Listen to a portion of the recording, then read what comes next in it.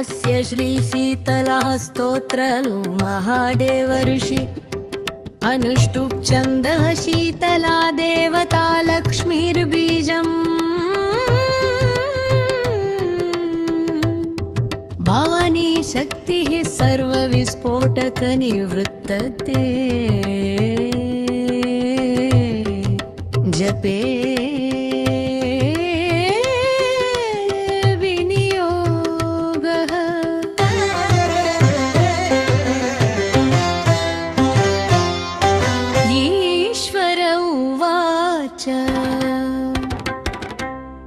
ईश्वर उवाच वन्देऽहं शीतलां देवीं रासभस्तां दिगम्बरां।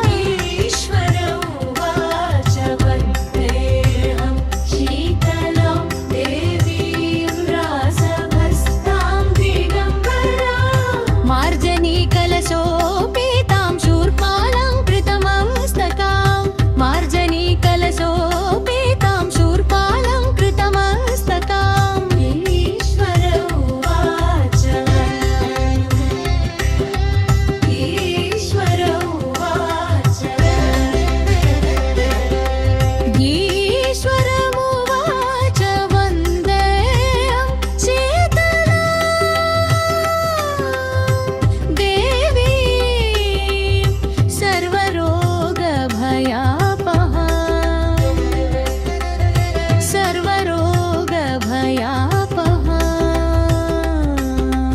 यामासाद्य निवर्तेत विस्फोटकभयं महत्त्वम्। यामासाद्य निवर्तेत विस्फोटकभयं महत्त्वम्। शीतले शीतले चेति यो ब्रूयादः पीडितः विस्फोटकभयं घोरं क्षिप्रं तस्य प्रणश्यति।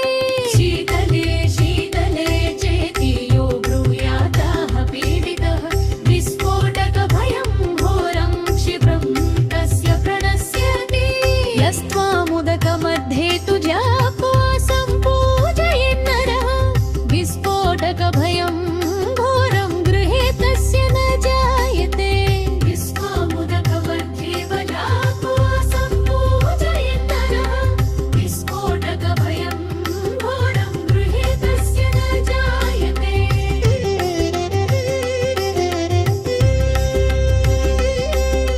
शीतले ज्वरदग्धस्य पूतिगन्धयुतस्य च प्रणष्टचक्षुषः पुंसस्त्वामाहुर्जीवनौषधम्। शीतले तनुजानिनो रोगानृणां हरसि दुस्तिजा विस्फोटकविनिर्याणां त्वमेकामृतवर्षिणी। गलगण्डग्रहा रोगाये चान्ये दारुणानृणां त्वदनुध्यानमात्रेण शीतले यान्ति संक्षयम्। गलगण्डग्रहा रोगाये चान्ये दारुणानृणां त्वदनुध्यानमात्रेण शीतले यान्ति संक्षयम्।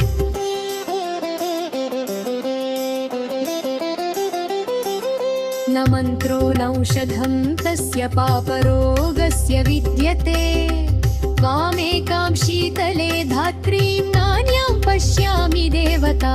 न मन्त्रो नौषधं तस्य पापरोगस्य विद्यते।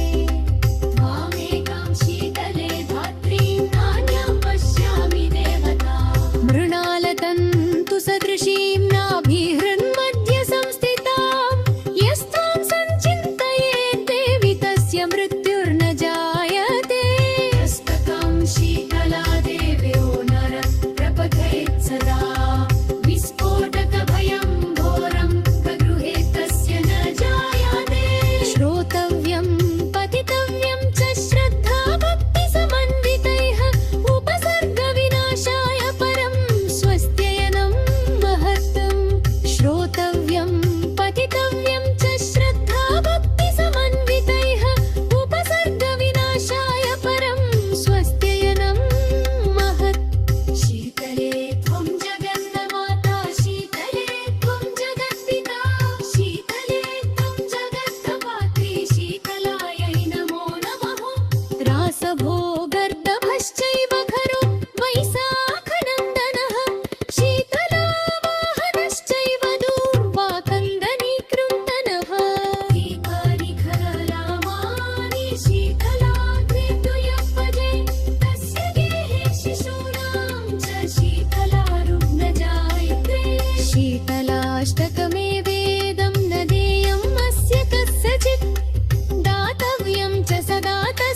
श्रद्धा भक्तियुताय वै शीतलाष्टकमेवेदं ददेयं अस्य कस्यचित् दातव्यं च सदा तस्मै श्रद्धा भक्तियुताय वै इति श्रीस्कान्दपुराणे